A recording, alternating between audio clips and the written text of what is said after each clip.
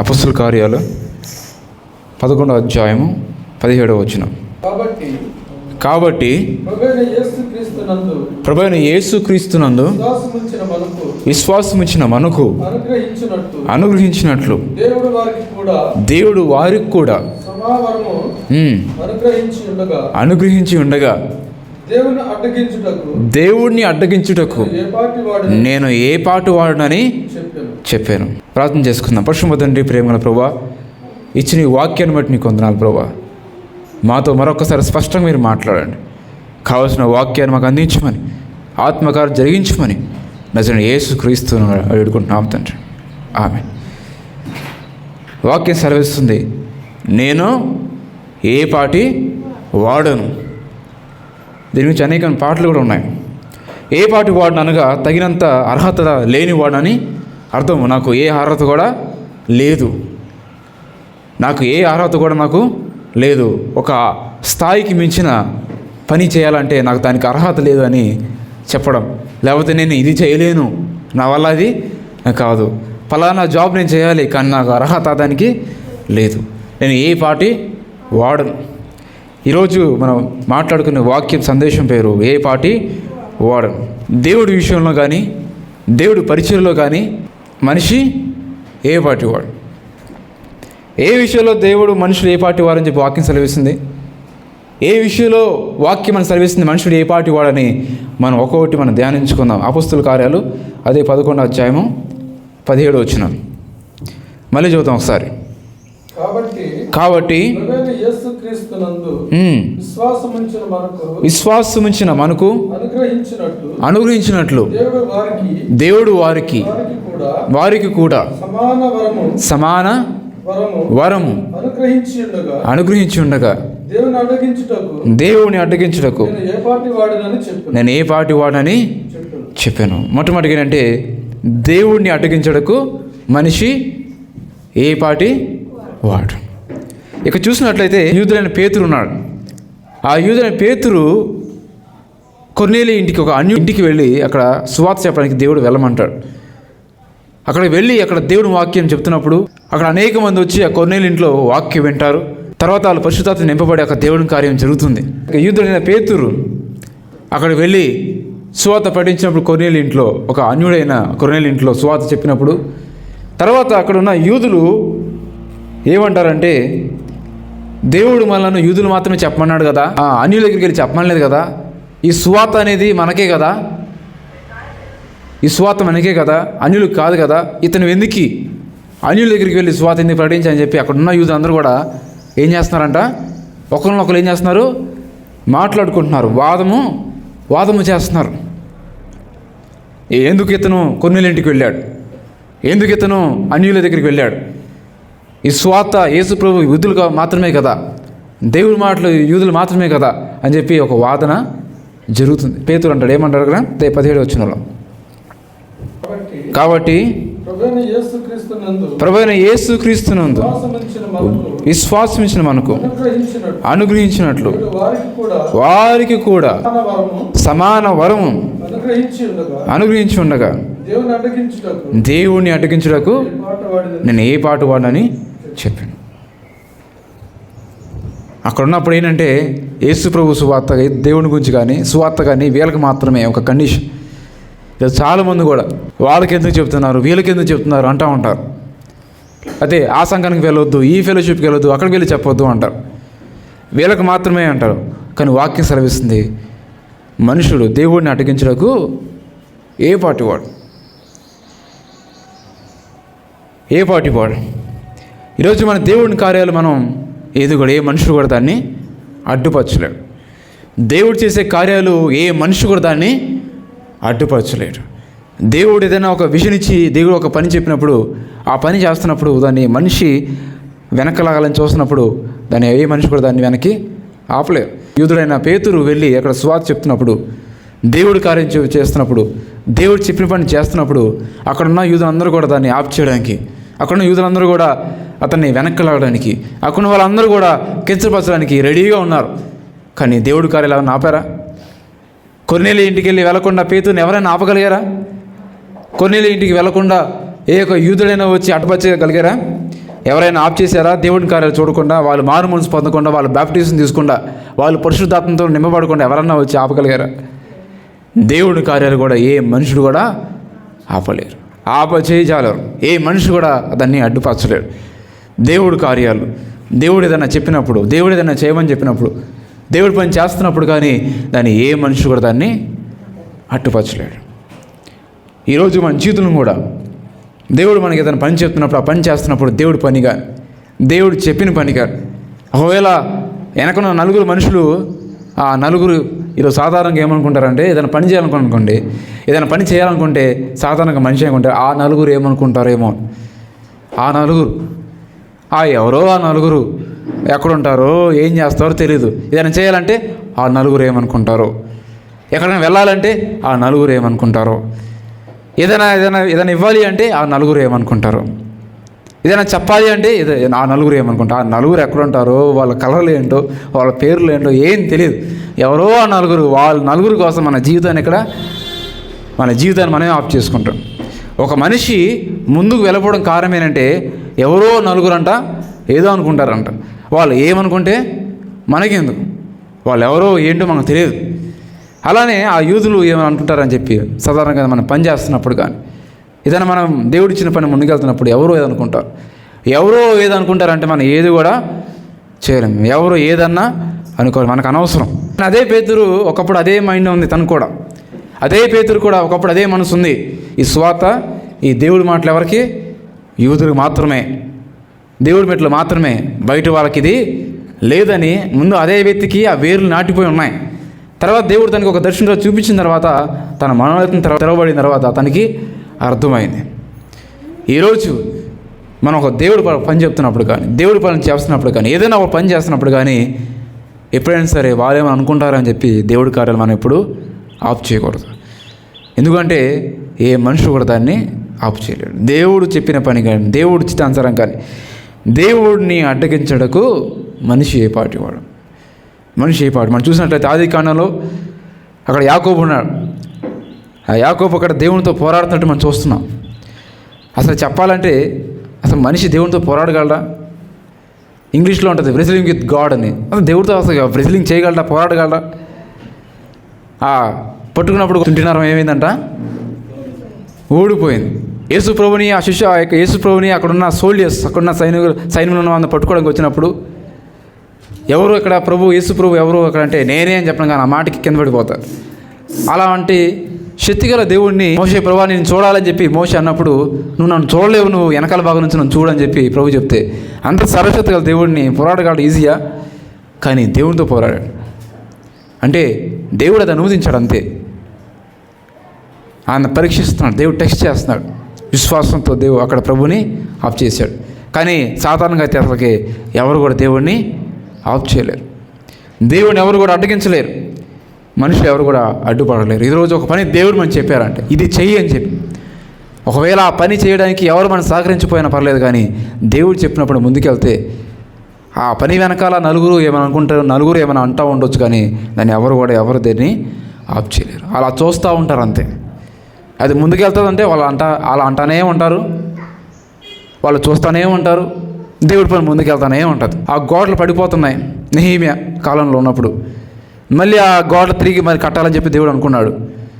అప్పుడు అక్కడ చుట్టూన వాళ్ళు ఎంతమంది వాళ్ళు ఉన్నారు, ఎలా కడతాడు యెరూషలేము గోడలు అని చెప్పి అక్కడ అంటానే ఉన్నారు, వీళ్ళు కడతానే ఉన్నారు. ఎవరైనా ఆ కట్టడం ఆఫ్ చేశారా? ఎవరైనా ఆఫ్ చేయగలిగారా?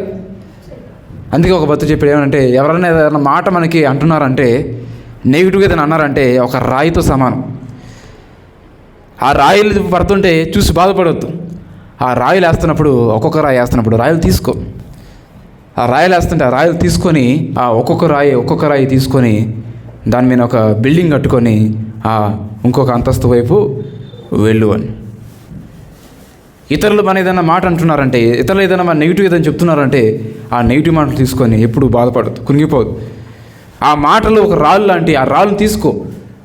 ఆ రాళ్ళు తీసుకొని ఆ రాళ్ళ మీద రాయి మీద రాయి కట్టి ఒక బిల్డింగ్ కట్టుకొని ఆ రాళ్ళ మీద పైకెక్కి అవతల దూకు. ఒక పెద్ద గోడ ఉందండి, ఆ గోడ దాటాలంటే చాలా కష్టమైపోతుంది. చుట్టూ మనుషులు ఏం చేస్తున్నారంటే రకరకాల మాటలు అంటారు. నువ్వు ఏం చేస్తావు, ఆ గోడ నువ్వు దోగ్గలవా, అది ఎంత పెద్ద గోడ నీకు తెలుసా అని చెప్పి రకరకాల మాటలు అంటున్నారంట. ఆ మాటలు రాళ్ళు లాంటి వాళ్ళు అంటుంటే, ఆ రాళ్ళు వేస్తుంటే నువ్వు పడేయద్దు, లేదా అడ్డు పెట్టుకోవద్దు, క్యాచ్ పట్టు. ఒక్కొక్క రాళ్ళను ఒక్కొక్క మాటలను ఏం చేయాలంట, క్యాచ్ పట్టాలి. క్యాచ్ పట్టి ఒక్కొక్క రాయిని వాళ్ళు అంటున్నప్పుడు రాయి తీసుకొని వేసి ఒకదాని మీద ఒకదాని వేసి ఒక బ్రిడ్జ్ కట్టుకొని ఆ గోడ ఎక్కేసి వెళ్ళిపోవాలి. అట్లానే మన జీవితంలో ఎలాంటి ఎదురు సమాలు వచ్చినా, మన జీవితంలో ఎలాంటి పోరాటాలు వచ్చినా, మన జీవితంలో ఎలాంటి మనుషులు వెనక్కి మాట్లాడుతున్నా సరే బాధపడొద్దు. కానీ ఆ మాటలను రాళ్ళుగా చేసుకొని ఆ రాళ్ళ మీద రాయి, ఆ రాయి మీద రాయి కట్టుకొని ఆ గోడ దుక్కి వెళ్ళిపో, ఉన్నతమైన స్థానానికి వెళ్ళాం. దానియేలు 4వ అధ్యాయము 35వ వచనం. భూనివాసులందరూ ఆయన పరలోక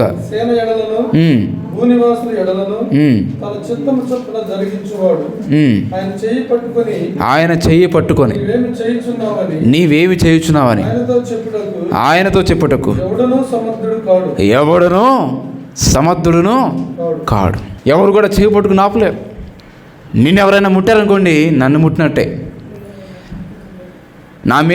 నీ మీద ఎవరైనా జనువులు ఎవరైనా రకరకాల మాటలు అంటుంటే మీరు సంతోషపడి, మీరు కూడా ఇంకో రెండు మాటలు అని అన్నాడు ప్రభు. సంతోషపడి ఆనందించండి, పరలోకమందు మీ ఫలము అధికం. ఎందుకంటే వాళ్ళు దేవుని పెట్టి అంటున్నారంటే ఎవరిని అన్నట్టు, ఆటోమేటిక్గా దేవుని అంటున్నట్టే. క్రిస్టియన్ క్రైస్ట్ ఫాలోవర్, క్రీస్తుని వెంబడించే వాళ్ళు క్రిస్టియన్ అంటే క్రైస్తవులు అంటున్నారంటే ఎవరినన్నట్టు, ఎవరైతే ఆ క్రైస్తవులు వెంబడిస్తున్నారో క్రీస్తుని అంటున్నట్టు, అంతే కదా. ఇప్పుడు కింద ఉన్న ఆ ఎమ్మెల్యేలు ఎంపీలు అంటున్నారంటే ఎవరిని అంటున్నట్టు, ముఖ్యమంత్రిని అంటున్నట్టే కదా. దేవుడి మెట్లు అంటున్నారంటే దేవుడిని అంటున్నట్టు. అందుకని వాక్యం సెలవిస్తుంది, నీ చెయ్యి పట్టుకొని వెనక్కి లాగటకు మనిషి సముద్రుడా, మనిషి ఏ పాటి వాడు.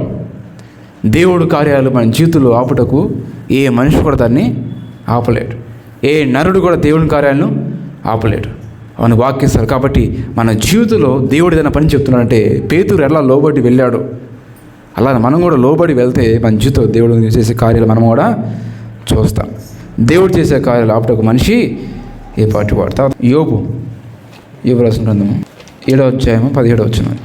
యోబు, book of Job's chapter 7:17 verse. మనుషుడు ఏ పాటి వాడు, నన్ను గనపరిచినేలా ఏముంది 7వ అధ్యాయం 17వ వచనంలో, దేవుణ్ణి గనపరచుటకు మనిషి ఏ పాటి వాడు. ఘనత మరియు హెచ్చింపు అనేది ఎవరి వలన కలుగుతుంది?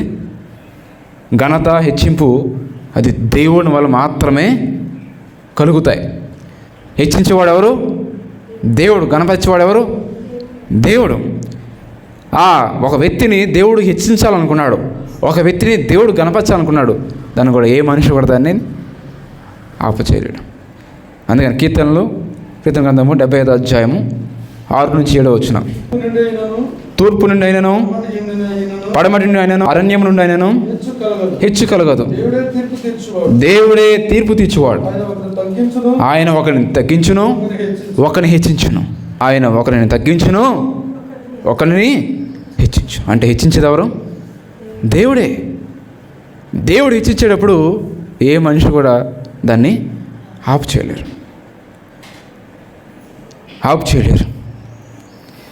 అందుకనే యోబు కూడా ఆ స్నేహితులు ఎప్పుడైతే యోబు తన అనారోగ్యంతో వచ్చి తను సమస్తం ఉన్నంత కోల్పోయిన తర్వాత, తన భార్య వెళ్ళిపోయిన తర్వాత యోబు స్నేహితులు వచ్చి నువ్వేదో పాపం చేసావు, నువ్వేదో చేసావు, అందుకే అట్లా జరిగింది అని చెప్పినప్పుడు దేవుడు స్వయంగా ఎవరితో మాట్లాడాడట? యోబు స్నేహితులతో. వాళ్ళని గద్దించాడు. అతను ఏం తప్పు చేశాడు? మీరు వెళ్ళి అన్యాయంగా మాట్లాడుతున్నారు, వెళ్ళి అతనికి ఏం చేయాలి? మీరు అతనికి ఏం చెప్పాలి?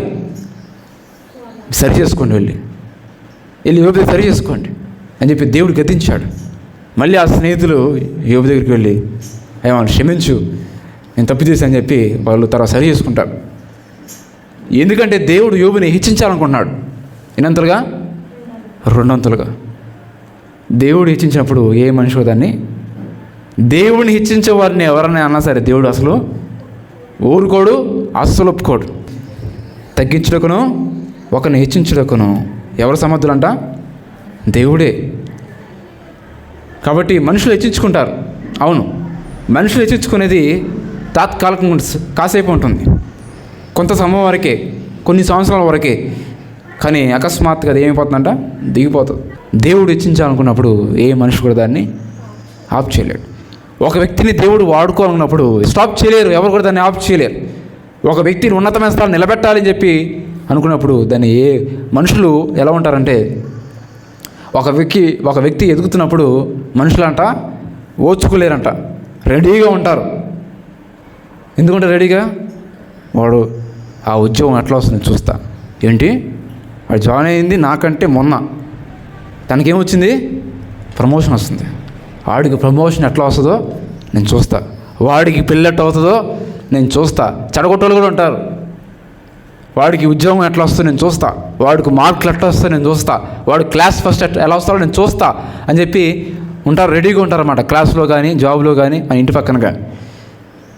అతను సేవ ఎలా చేస్తాడో నేను చూస్తా, ఎలా ఎదుగుతాడో నేను చూస్తా అని చెప్పి ఆ మనుషులు అనుకుంటూ ఉంటారు. కానీ ఏ మనిషి కూడా దాన్ని ఆపలేడు. అసలు దేవుడే హెచ్చించాలనుకున్నప్పుడు దేవుడే ఉంటాడు, నువ్వెవరు? వెళ్ళు పక్కన. ఎవరు నువ్వు ఏ పాటి వాడి? నేను హెచ్చించాలనుకున్నప్పుడు, నేను అతను హెచ్చించాలనుకున్నప్పుడు నువ్వు ఏ పాటి వాడు? నేను అంటే చాలు, నువ్వు వెనక్కి వెళ్ళిపోతావు అని చెప్పి దేవుడు అంటున్నాడు. కాబట్టి మనల్ని దేవుడు హెచ్చించాలనుకున్నప్పుడు, అందుకని వాక్యం సెలవిస్తుంది, మీరు దేవుని హస్తం కింద మీరు ఎలా ఉండాలంట? దేని మనసులై ఉన్నాడు. అప్పుడు తగిన కాలం ముందు ఆయన మిమ్మల్ని హెచ్చించు. ఎప్పుడైతే మనం దేవుని హస్తం కింద ఉంటామో, దేవుడిని చేపట్టుకుని ఉంటామో, దేవునితో పాటు నడుస్తామో, దేవుడు తగిన సమయంలో ఏం చేస్తాడంట? హెచ్చిస్తాడు. ఆయన హెచ్చించినప్పుడు ఎవరు కూడా దాన్ని ఆఫ్ చేయలేరు. ఆ యొక్క వ్యాపారం కానీ, ఆ బిజినెస్ కానీ తీసేయాలని చెప్పి చాలామంది రెడీగా ఉంటారన్నమాట. ఆ బిజినెస్ ఎట్లా సేల్ అవుతుందో నేను చూస్తా, ఆ హోటల్ ఎట్లా ముందుకెళ్తుందో నేను చూస్తా, ఆ రెస్టారెంట్ ఎలా ముందుకెళ్తుందో నేను చూస్తా అని చెప్పి రెడీగా ఉంటారు జనాలు. కానీ దేవుడు హెచ్చించాలనుకున్నప్పుడు ఏ రెస్టారెంట్ అయినా, ఏ హోటల్ అయినా, ఏ బిజినెస్ అయినా ఎవ్వరు కూడా దాన్ని ఆఫ్ చేయలేరు. ఆ ఉద్యోగానికి రావాలని అనుకుంటే ఆ ఉద్యోగం రాకుండా ఎవరు కూడా దాన్ని ఆఫ్ చేయలేరు. ఎవరైతే ఈ ఉద్యోగం ఇతను రాకూడదు అనుకున్నారో అతని ద్వారానే, అతని ముందలే ఇతనికి అద్భుతమైన జాబ్ వచ్చిందని చెప్పి అందరి ముందు క్లాప్స్ కొట్టేలాగా దేవుడు చేయగలడు. ఆ దావీదు రాజు అవ్వాలనుకున్నప్పుడు ఆ దావీదుతో పాటు అనేక మంది ఉండి ఉంటారు ఒకప్పుడు స్టార్టింగ్లో, తనతో పాటు నడిచేటప్పుడు. ఒకవేళ అందరూ కొంతమంది ఉండే ఉంటారు, ఇతను రాజు అవుతాడా, ఎలా అవుతాడో నేను చూస్తా. ఆ సైన్యాధిపతి కానీ అక్కడ ఉన్న అందరూ ఉంటారు కదా, అవునా అభిషేకించారా, యోనాతాను ఉన్నాడు కదా సౌలు కుమారుడు, ఇతను ఎందుకు అవుతాడు అని చెప్పి రకరకాలు అనుకునే ఉంటారు. బహుశా వాలి చేతనే దావీదైన రాజుకి జై అని దేవుడు చెప్పించడం తర్వాత దేవుడు ఏదైనా చేయగలడు. ఒకరిని హెచ్చించాలనుకున్నా ఆయన హెచ్చించగలడు, ఒకరు తగ్గించాలన్నా సరే ఆయన తగ్గించగలడు. కానీ హెచ్చించేది ఎవరంట? దేవుడే. దేవుడు హెచ్చించాలనుకున్నప్పుడు ఎవరు కూడా దాన్ని ఆఫ్ చేయలేరు. దేవుడు ఒకరు గణపరచాలనుకున్నప్పుడు ఏ వ్యక్తి కూడా వాళ్ళను ఆఫ్ చేయలేరు. ఒకవేళ అడ్డుపడ్డారా, అబ్రాహాము భార్యని ఐగుప్తులో ఆ రాజు ఏం చేశాడంట? తీసుకెళ్ళిపోయాడు. భార్య అందంగా ఉందని తీసుకెళ్ళినప్పుడు అబ్రాహాముకి ఏం చేయాలో తెలియట్లా, ఎదురుపడాలా, యుద్ధం చేయాలా, మౌనంగా ప్రార్థన చేస్తున్నాడు. దేవుడే వెళ్ళి ఎవరితో మాట్లాడాడంట? రాజుతో మాట్లాడాడు. నా సేవకుడైనా ఆ నీతిమంతుడి భార్య నువ్వు ఎందుకు తీసుకున్నావు అని ఆ భయంకి ఆ నెక్స్ట్ రోజు వచ్చేసి, అయ్యా నువ్వు ఎందుకు నాకు అబద్ధం చెప్పావు, నీ చెల్లని, ఇదిగో నీ భార్యని తీసుకుని, భార్యని కాదు అదిగో డబ్బు సంపాదనగా తీసుకొని పన్నులను తీసుకుని వెళ్ళిపో అని చెప్పి అన్నాడు. దేవుని బిడ్డలను, దేవుని ప్రజలను ఎవరిని అంటున్నా సరే, ఏదైనా చేసినా సరే దేవుడు ఊరుకోడు. అందుకే అన్నాడు ఏమని, నేను మీ పక్షాన ఏం చేస్తాను? యుద్ధం చేస్తాను, మీరు ఊరకనే ఉండి నిలిచి ఉన్నాడు. యుద్ధం చేయవాడు యెహోవాయే, యుద్ధం చేయవాడు దేవుడే. మనం విన్నాం అంతకుముందు వారం. దేవుడు ఆ యొక్క ఎరుకోగోడ దగ్గర నడవనప్పుడు 7 రోజులు 7 మార్లు 6 రోజులు ఒక్కొక్కసారి తిరగండి, 7వ రోజు 7 మార్లు మీరు తిరగండి, మీరు స్తుతించండి. మీరు స్తుతించినప్పుడు ఆ గోడలు ఏమైపోతాయి, అవి కూలిపోతాయి. ఆ యొక్క ఎరుకు ఇచ్చేస్తానని చెప్పి దేవుడు చెప్పినప్పుడు ఒక మాట చెప్తున్నానండి, వాళ్ళు తిరిగినందుకు ఊడిపోయినా కింద, వాళ్ళు తిరిగినందుకు అవన్నీ ధ్వంసం అయిపోయినాయా? దేవుడు అక్కడ ఏం చేశాడు? యుద్ధం చేశాడు. యుద్ధము యెహోవాదే. వాళ్ళు సొంత బలంతో తర్వాత వెళ్తారు. ఒకప్పుడేమో గొప్ప పట్టణం మీద, గొప్ప దేశం మీద పోరాడినప్పుడు దేవుడు జయమిస్తాడు. తర్వాత వెంటనే దేవుడు ఇంకొక యుద్ధం ప్రకటిస్తాడు. ఎక్కడ? హాయి పట్టణం, చిన్న పట్టణం అది. ఆ చిన్న పట్టణం మీద దేవుడు చెప్తాడు, మీరు యుద్ధంకి వెళ్ళండి అని. వెళ్ళమని చెప్పినప్పుడు ఈసారి ఏం చేస్తారంటే వాళ్ళు, ఆ యొక్క ఎరుకో పట్టణాన్ని మేము జయించాం కదా, ఈ హాయి పట్టణాన్ని జయించడానికి మేము ఏ పార్టీ వాడు. కాబట్టి మాకు ఇప్పుడు ఎవరు వద్దు, మాకు ఇప్పుడు దేవుడు వద్దు, మేము వెళ్తాము, మా సైన్యంతో కలిసి యుద్ధము చేస్తాం. ఎంతమంది ఉన్నారు కదా, సరిపోతారు, మేము జయించగలము, మా దగ్గర ఇంతమంది సైన్యం ఉందని చెప్పి వెళ్ళారు. ఏమైపోయింది? ఓడిపోయారు. పెద్ద పట్టణం మీద వెళ్ళినప్పుడు, ఎరుకో పట్టణం వెళ్ళినప్పుడు గెలిచారు, చిన్న పట్టణం వెళ్ళినప్పుడు ఓడిపోయారు. ఎందుకంటే అప్పుడు దేవుని బలంతో వెళ్ళారు, ఇప్పుడు సొంత బలం మీద వెళ్ళారు. మనం ఎప్పుడైతే దేవుడి బలం మీద ఆధారపడతామో, దేవుడి యొక్క హస్తం కింద మనం ఉంటామో, అప్పుడు దేవుడు మనం తగిన సమయంలో ఏం చేస్తాడంట? హెచ్చిస్తాడు. ఆయన హెచ్చించిన టైంలో ఎవరు కూడా దాన్ని ఆపచేయరు. 3వది కీర్తనలు గ్రంథము 8వ అధ్యాయం 4వ వచనం. నీవు మనుషుని జ్ఞాపకం చేసుకుంటకు మరి ఏ పాటి వాడు? నీవు నరపుత్రుని దర్శించుటకు మరి ఏ పాటి వాడు?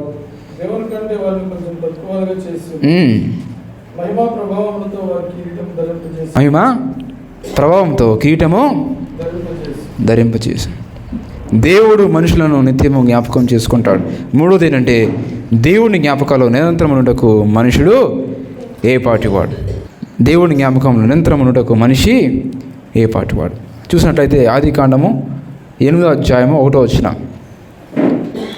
ఆదికాండము 8వ అధ్యాయం 1వ వచనం. దేవుడు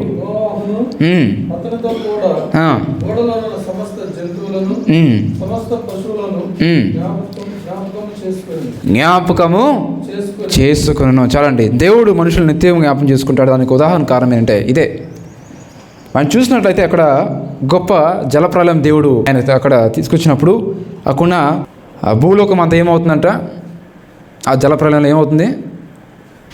ఏమవుతుంది?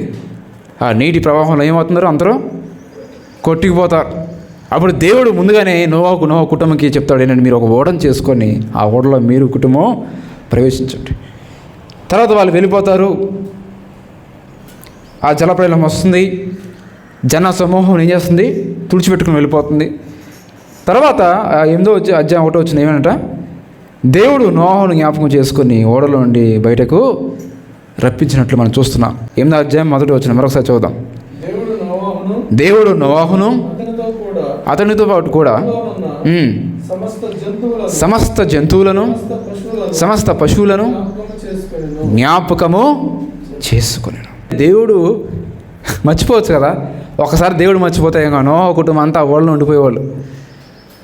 కానీ దేవుడు జ్ఞాపకం చేసుకున్నాడు, నా కుమారుడు, నా బిడ్డ నోవా నేను ఓడలో ఉండమన్నాను, కాబట్టి సమయం అయింది, కాబట్టి వాళ్ళని బయట నేను తీసుకురావాలి అని దేవుడు ఆ పితరులతో చేసిన నిబంధన జ్ఞాపకం చేసుకున్నాడు. మనం చూసినట్లయితే ఆ యొక్క నిర్గమకాండము 2వ అధ్యాయము 24వ వచనం 25వ వచనం.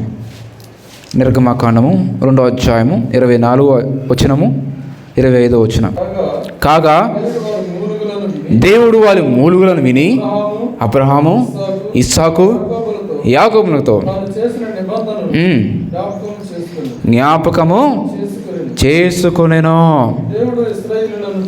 దేవుడు ఇశ్రాయేలును చూచెను, దేవుడు వారి యందు లక్ష్యం. ఈరోజు ప్రజలు కూడా, మనం కూడా ఒక ఓడలో ఇరుక్కుపోయి ఉన్నాం, లోకమనే ఓడలో. అయిక బయటికి రాలేక ఎలా బిగి తీసుకుపోయి ఉన్నాం. బానిసత్వంలో ఇశ్రాయేలు ప్రజలు ఎలా బానిసత్వం ఉన్నారో, మనం కూడా అట్లా బానిసత్వంలో ఉండిపోయి ఉన్నాం. దేవుడు వాళ్ళని ఏం చేశాడంట? జ్ఞాపకం చేసుకున్నాడు. ఈరోజు దేవుడు మనకు అనేకమైన వాగ్దానం చేస్తున్నాడు. ప్రతిరోజు మాట్లాడుతూనే ఉన్నాడు. దేవుడు చేసిన వాగ్దానాలు ఎప్పుడు నెరవేరబడతాయి అని చెప్పి ఓరికి మనం కంగారు పడుతూ ఉంటాం. దేవుడు చెప్తున్నాడు, ఆయన జ్ఞాపకము చేసుకున్నాను. ఆయన జ్ఞాపకం చేసుకున్నట్లయితే ఖచ్చితంగా దేవుడు మన జీవితంలో కార్యం చేస్తాడు. ఆయనకంటూ ఒక సమయము ఉంది. ఆయన సమయంలో ఖచ్చితంగా దేవుడు దాన్ని నెరవేరుస్తాడు, అంతే. ఆ ఇశ్రాయేలు ప్రజలు బానిసత్వంలో ఉన్నారు. వాళ్ళ ఏడుపులు, వాళ్ళ బాధలు, వాళ్ళు ప్రార్థన చేస్తున్నారు. దేవుడు వదిలేశాడు అక్కడితో. వాళ్ళ ప్రార్థన విన్నాడు, వాళ్ళ మూలుగులను విన్నాడు. ఈరోజు నువ్వు ఎలాంటి మూలుగులతో ఉన్నావో నాకు తెలియదు. పిల్లలు ఎలా పోషించబడతారని మూలుగులతో ఉన్నావా? ఈ అనారోగ్యం నుంచి ఎలా స్వస్థత రావాలని చెప్పి మూలుగులతో ఉన్నావా? వ్యాపారం ఎలా ముందుకు వెళ్తుందని చెప్పి మూలుగులతో ఉన్నావా? నా బిడ్డలకు ఎలా ఉద్యోగం వస్తుందని చెప్పి మూలుగులతో ఉన్నావా? ఈరోజు దేవుడు చెప్తున్నాడు, దేవుడు మూలుగులను వినను. నువ్వు ఎలాంటి మూలుగులతో ఉన్నా, ఎలాంటి బాధలతో ఉన్నా, ఎలాంటి ఆర్థిక స్థితిలో ఉన్నా, ఎలాంటి పాపం అనే బానిసత్వంలో ఉన్నా సరే, ఈరోజు దేవుడు నీ మూలుగులను వింటున్నాడు. ఆయన జ్ఞాపకము చేసుకుంటున్నాడు. మనిషి ఏ పాటి వాడు? అసలు దేవుడు మనల్ని జ్ఞాపకం చేసుకుంటే మనిషి ఏ పాటి వాడండి? దేవుడు ఒక మనిషిని, మట్టితో చేసిన మన మనిషిని, అందుకే మాట అంటారు, నేను గడ్డి వంటి వాడిని, పురుగు వంటి వాడిని, ఎన్ని ఉంటాయి బైబిల్లో. మనిషి ఏ పాటి వాడు? దేవుని ముందు నుంచుకోవడానికి, ఆయన ముందు నుంచోడానికి మనిషి ఏ పాటి వాడు? మోషే చెప్తున్నాడు, ప్రభువా నేను చూడాలి, నువ్వు నన్ను చూడలేవు, నువ్వు నన్ను చూస్తే ముందు నువ్వు తట్టుకోలేవు. ఆయన పరిశుద్ధమైన దేవుడు. పరిశుద్ధత లేకుండా ఎవరు కూడా, ఏ నరుడు కూడా ప్రభుని చూడలేరు. దేవుడు ఆయన సర్వశక్తి కలిగిన దేవుడు. ఏ మనిషి కూడా దేవుడిని చూడలేడు. అందుకనే ఆయనే ఈ లోకానికి, మనిషిగా ఈ లోకానికి దిగి వచ్చాడు. ఎందుకంటే నీతో నాతో సహవాసము చేయడానికి, నీతో మాట్లాడడానికి. ఎందుకు? నిన్ను జ్ఞాపకం చేసుకున్నాడు కాబట్టి. నా బిడ్డ నరకంకి వెళ్ళకూడదు, నా బిడ్డలు నరకంకి వెళ్ళకూడదు, నా బిడ్డలు ప్రతి ఒక్కరు రక్షించబడి పరలోకానికి రావాలని, ఆ పాపం నుంచి విడిపించబడాలని, ఆ లోకం నుంచి విడిపించాలని, మన ఆత్మను రక్షించడానికి ప్రభు జ్ఞాపకం చేసుకొని ఆయన సింహాసనం నుంచి మన కొరకు లోకానికి దిగి వచ్చాడు. ఎందుకంటే దేవుడు మనలను జ్ఞాపకం చేసుకున్నాడు. అసలు దేవుడు మనుషులను జ్ఞాపకం చేసుకోవడానికి ఏ పాటి వాడు చెప్పండి. కానీ దేవుడు, ఆయన ఎంత గొప్ప దేవుడు అంటే, ఎంత మంచి దేవుడు అంటే, అందుకే ఒక పాట ఉంది కదా, ఎంత మంచి దేవుడు అయ్యా, ఎంత మంచి దేవుడు అయ్యా, ఎంత మంచి దేవుడు. మనుషులు మనల్ని కూడా జ్ఞాపకం చేసుకో, మన సొంత బంధువులు మనం జ్ఞాపకం చేసుకో. మన ఇంటి పేరు ఉన్నవారు ఈ సందులో ఆ సందులో ఉంటారు, వాళ్ళు కూడా మన చీ అంటారు ఒకసారి. ఎవరు కూడా మనలను జ్ఞాపకం చేసుకోవాలి. ఇలాంటి వ్యక్తి ఈ స్త్రీ, ఇలాంటి వ్యక్తి ఈ వ్యక్తి. మన సొంత బంధువులే మనలను వదిలేయచ్చు, సొంత బంధువులే మనం మర్చిపోవచ్చు, సొంత బిడ్డలే మనకు ఫోన్ చేయకపోవచ్చు, సొంత కుమార్తె కానీ మనకి ఫోన్ చేయకుండా ఉండొచ్చు, మర్చిపోవచ్చు. కానీ దేవుడు మనలను జ్ఞాపకం చేసుకుంటాడు. కానీ దేవుడు మనుషులను జ్ఞాపకం చేసుకోవడానికి మనిషి ఏ పాటి వాడు అయినా సరే దేవుడు మనల్ని జ్ఞాపకం చేసుకున్నాడు. ఎందుకంటే ఆయన మనలను ప్రేమిస్తున్నాడు. మొట్టమొదటిగా దేవుడిని, ఆయన కార్యాలను కూడా ఎవరు కూడా ఆపు చేయలేరు. రెండోది, దేవుని ఒకరిని గణపరచాలి, హెచ్చించాలనుకుంటే ఎవరు కూడా ఆ వ్యక్తిని, ఎవరు కూడా ఆ వ్యక్తిని, ఏ మనిషి కూడా ఆపు చేయలేరు.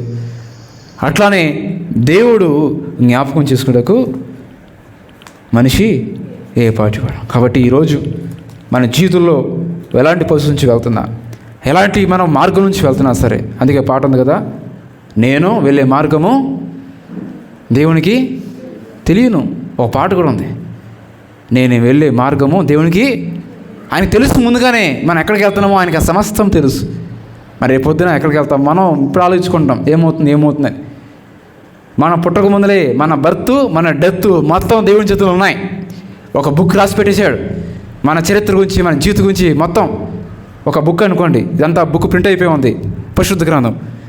అలానే మన గురించి దేవుడు ముందు మొత్తం స్టార్టింగ్ నుంచి లేస్తాగా ఈ వ్యక్తి ఎక్కడ పుట్టాలి, ఏ స్కూల్లో జాయిన్ అవ్వాలి, ఎక్కడ జాయిన్ అవ్వాలి, ఏ జాబ్ చేయాలి, తర్వాత ఎవరితో పెళ్లి చేసుకోవాలి, ఎంతమంది పిల్లలు పుట్టాలి, ఆ పిల్లలు ఎక్కడ ఉంటారు, ఆ పిల్లలకు ఎవరితో వివాహం జరుగుతుంది, ఎంతమంది మనవలు వస్తారు, తెల్లగా ఉంటారా, నల్లగా ఉంటారా, పొట్టుకుంటారా, ఆ మనవలకి మునిమనలు ఎంతమంది ఉంటారు, సమస్తం కూడా ఎక్కడ చనిపోతావు అని కూడా సమస్తం కూడా దేవుడికి తెలియను. ఆయనకు అన్నీ తెలుసు. అన్నీ తెలిసిన దేవుడు శాంతి శాంతి శాంతి, నెమ్మది నెమ్మది అంటున్నాడు. మనం అనమే, ఎప్పుడు చేస్తావు, అసలు నువ్వు ఉన్నావా, పడుకున్నావా, నువ్వు దేవుడివేనా, నాకు ఈ భక్తి వద్దు, ఈ చర్చ వద్దు, నేను వెనక్కి వెళ్ళిపోతాను అంటారు. దేవుడు అంటాడు, ఎందుకు అంత కంగారు పడుతున్నావు? నెమ్మది, నాకు అంతా తెలుసు, నేను చూశాను కదా, అన్నీ నేను విన్నాను కదా, నేను అన్నీ చేస్తాను, తగిన సమయంలో అన్నీ చేస్తాను. ఓర్పుగా నెమ్మదిగా ఉండు. నేను హెచ్చించాలనుకున్నప్పుడు హెచ్చిస్తాను. నేను హెచ్చించాలనుకున్నప్పుడు ఎవరు ఆప్ చేయగలరు? ఎవరు మిమ్మల్ని ఆప్ చేస్తారు? నేనే మీకు ఫలాన్ని ఇవ్వాలనుకున్నప్పుడు ఎవరు మిమ్మల్ని ఆప్ చేయగలరు? నేనే ఇవ్వాలనుకున్నాను కదా, ఎవరు ఆప్ చేయగలరు దాన్ని?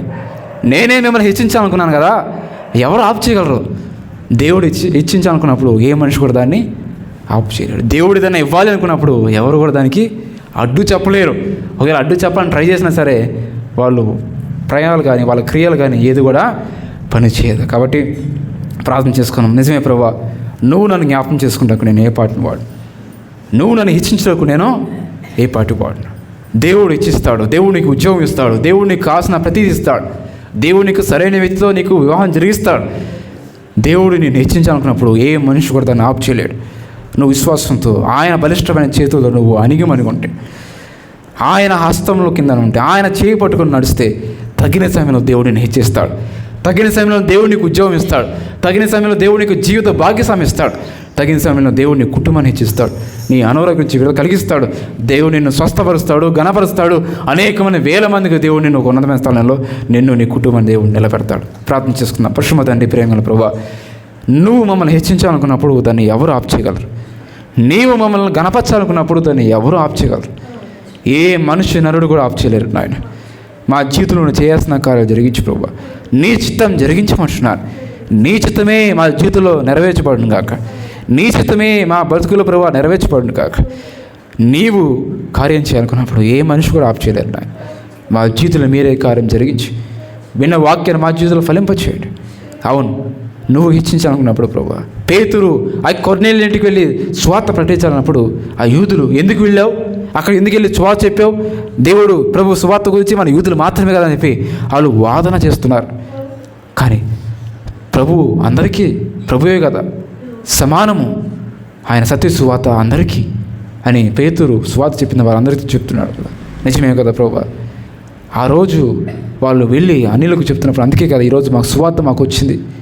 ఒకవేళ శిష్యులు ఆ యూదులు మాత్రమే ఆ ఇజ్రాయేల్ ప్రజలు ఉన్న ఆత్మ సువార్త చెప్పుంటే ఈరోజు మేము సువార్త మా దగ్గర వచ్చేది కాదు.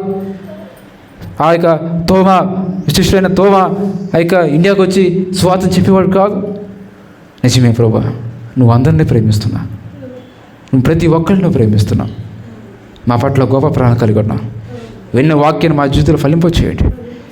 మా జీవితంలో కార్యం జరిగించి నీవు మా పట్ల ఉద్దేశించిన కార్యాలు నెరవేర్చి దీవించి హెచ్చించమని సమస్తం నీ చేతిలో పెడుతున్నాక మీరే తగిన సమయంలో కార్యం జరిగించమని నజరుడైన యేసు క్రీస్తును అడుగుతున్నాం తండ్రి. ఆమేన్.